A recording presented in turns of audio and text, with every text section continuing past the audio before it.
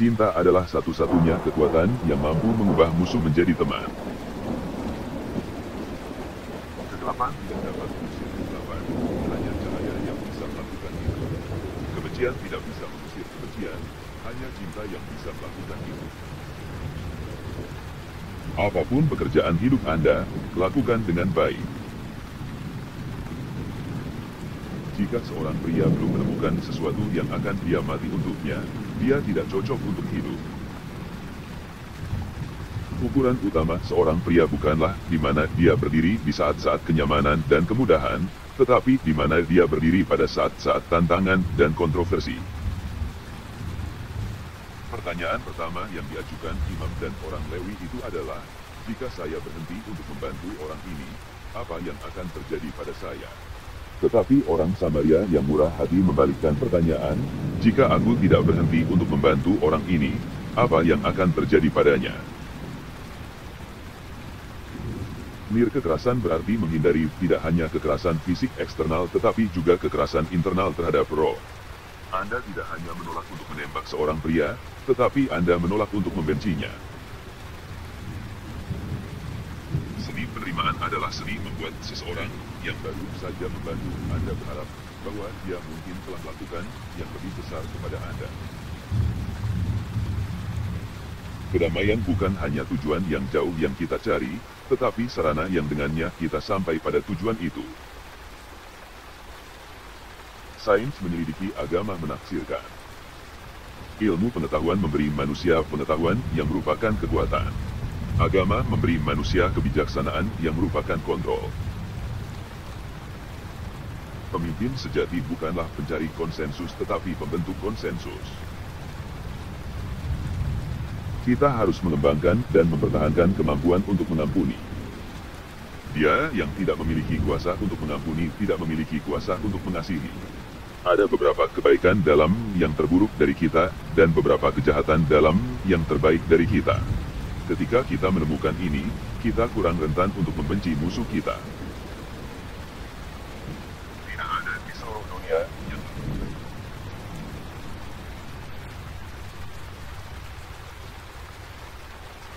kemajuan manusia tidak otomatis atau tidak dapat dihindari.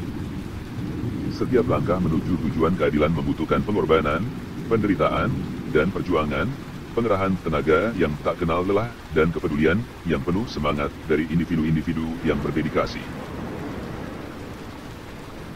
Tidak ada kekecewaan yang mendalam di mana tidak ada cinta yang mendalam. Saya telah memutuskan untuk tetap dengan cinta. Kebencian adalah beban yang terlalu besar untuk ditanggung. Jangan pernah menyerah pada godaan kepahitan. Saya bermimpi bahwa keempat anak kecil saya suatu hari nanti akan hidup di sebuah bangsa di mana mereka tidak akan dinilai dari warna kulit mereka, tetapi oleh isi karakter mereka. Kebencian melumpuhkan kehidupan, cinta melepaskannya. Kebencian membingungkan kehidupan, cinta melepaskannya. Kebencian menggelapkan kehidupan, cinta menerangi itu. Kami yang terlibat dalam tindakan langsung tanpa kekerasan bukanlah pencipta ketegangan. Kita hanya membawa ke permukaan ketegangan tersembunyi yang sudah hidup. Saya memiliki mimpi.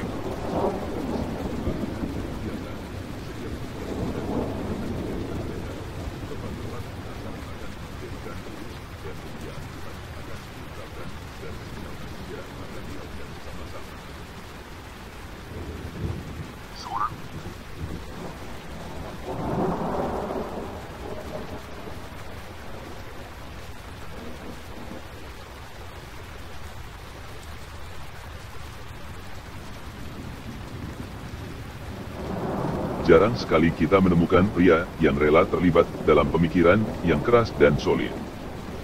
Ada pencarian yang hampir universal untuk jawaban yang mudah dan solusi setengah matang.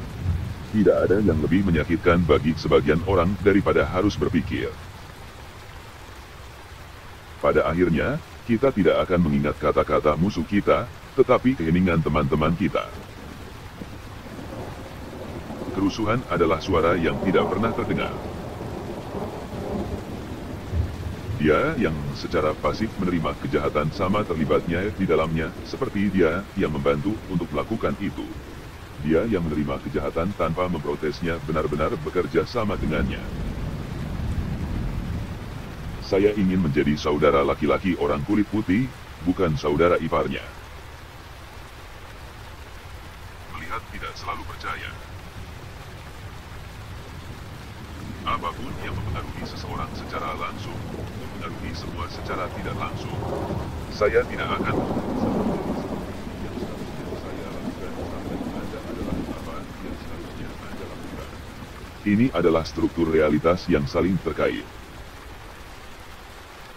Kebebasan tidak pernah secara sukarela diberikan oleh penindas, itu harus dituntut oleh yang tertindas. Perubahan tidak bergulir di atas roda keniscayaan, tetapi datang melalui perjuangan terus-menerus. Jadi kita harus meluruskan punggung kita dan bekerja untuk kebebasan kita. Seorang pria tidak bisa menunggangi Anda kecuali punggung Anda bengkok.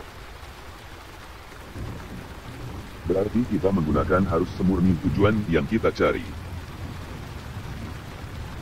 Pemahaman dangkal dari orang-orang yang berkemauan baik lebih membuat frustrasi daripada kesalahpahaman mutlak dari orang-orang yang berkemauan buruk. Ketika Anda benar, Anda tidak bisa terlalu radikal, ketika Anda salah, Anda tidak bisa terlalu konservatif. Pertanyaannya bukan apakah kita akan menjadi ekstremis, tetapi ekstremis seperti apa kita nantinya. Bangsa dan dunia sangat membutuhkan ekstremis kreatif. Filantropi patut dipuji, tetapi tidak boleh menyebabkan filantropis mengabaikan keadaan ketidakadilan ekonomi yang membuat filantropi diperlukan. Bukankah kita sampai pada jalan buntu di dunia modern, sehingga kita harus mencintai musuh-musuh kita atau yang lain?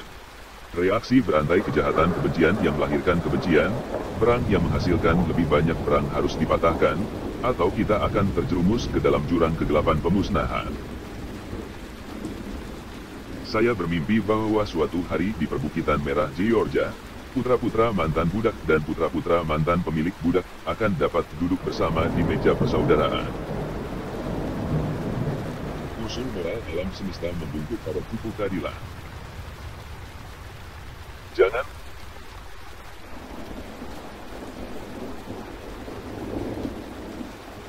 jika kita ingin maju, kita harus kembali dan menemukan kembali nilai-nilai berharga itu, bahwa semua realitas bergantung pada fondasi moral, dan bahwa semua realitas memiliki kendali spiritual. Saya menolak untuk menerima pandangan bahwa umat manusia begitu tragis terikat pada tengah malam rasisme dan perang tanpa bintang, sehingga fajar yang cerah dari perdamaian dan persaudaraan tidak akan pernah bisa menjadi kenyataan.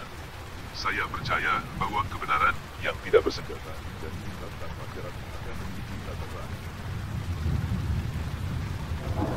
Tragedi Pamungkas.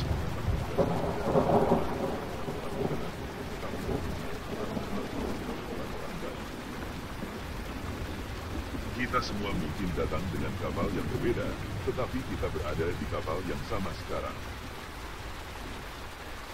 Sebuah negara yang terus menghabiskan lebih banyak uang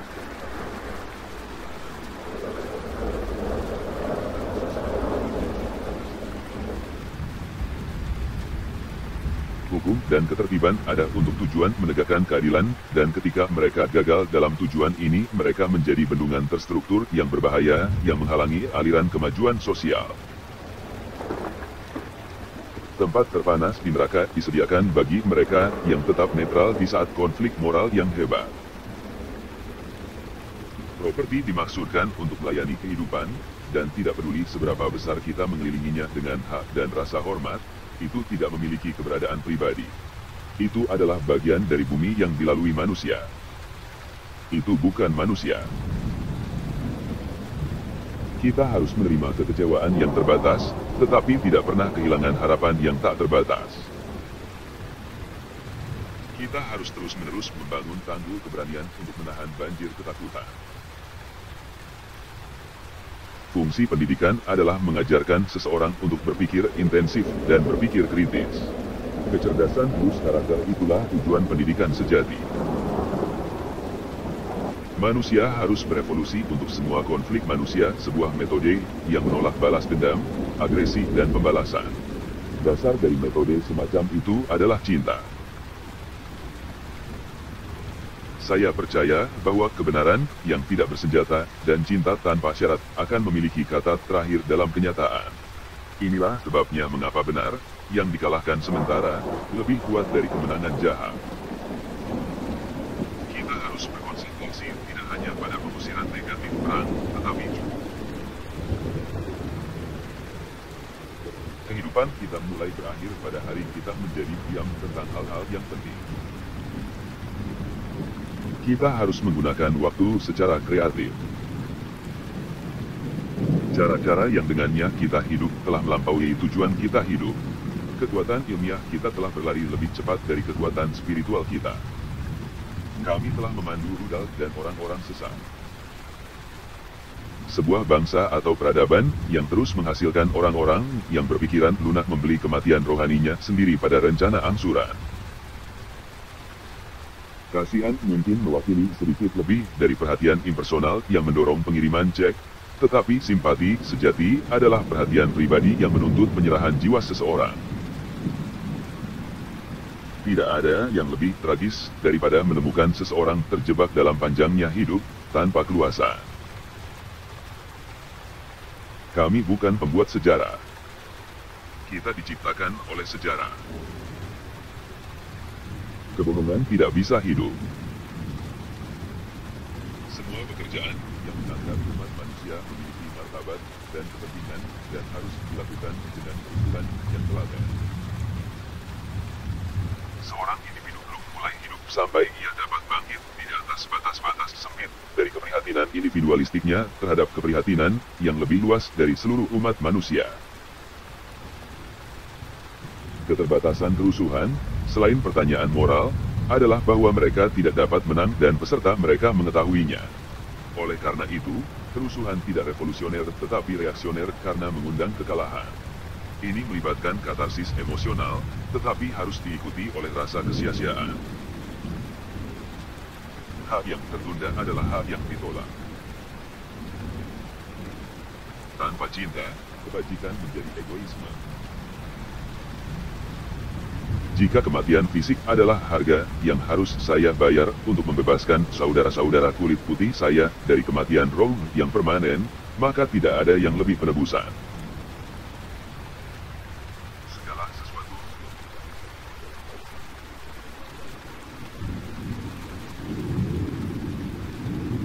Agape adalah cinta tanpa pamrih. Agape tidak dimulai dengan membedakan antara orang yang layak dan tidak layak, atau kualitas apapun yang dimiliki orang. Itu dimulai dengan mencintai orang lain demi mereka. Oleh karena itu, agape tidak membedakan antara teman dan musuh, itu diarahkan pada keduanya. Kualitas, bukan umur panjang, dari kehidupan seseorang adalah yang penting. Hampir selalu, minoritas berdedikasi kreatif telah membuat dunia lebih baik. Saya tidak tertarik pada kekuasaan demi kekuasaan, tetapi saya tertarik pada kekuasaan yang bermoral, itu benar dan itu baik. Di tengah-tengah non-kekerasan berdiri prinsip cinta. Tidaklah cukup untuk mengatakan bahwa kita tidak boleh berperang. Penting untuk mencintai kedamaian dan pengorbanan untuk itu. Hukum lama tentang mata ganti mata, itu membuat semua orang buta. Waktunya selalu tepat untuk melakukan hal yang benar.